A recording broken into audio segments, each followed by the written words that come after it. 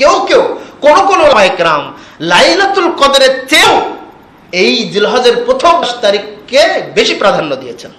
সম্মানিত সুধী মণ্ডলী, এখানে বলা হচ্ছে যে তাকে জিজ্ঞাসা করা হলো আল্লাহ রাসূল সাল্লাল্লাহু আলাইহি ওয়াসাল্লামকে যে ওয়ালাল জিহাদ ফি সাবিলিল্লাহ, আল্লাহ রাসূল আল্লাহর রাস্তায় জিহাদ তো অনেক বড় একটি ইবাদত, তাই না?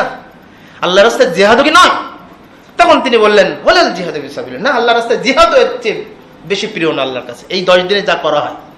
তবে ইল্লা রাজুলুন খারাজা বিনাফসিহি ওয়া মালিহি ফালাম ইয়ারজি মিন যালিকা বিশাইইন, তবে যে ব্যক্তি যুদ্ধে গিয়েছে, জিহাদে গিয়েছে, কিন্তু জিহাদ থেকে সে নিজের নফস, তার ঘোড়া কিছু ফিরে আসে, মানে শাহাদাত বরণ করেছে, তার চেয়েও বেশি নয়, তার চেয়েও বেশি নয়। মানে জিহাদটা অনেক উচ্চ মানের, অনেক ফজিলতপূর্ণ একটা ইবাদত।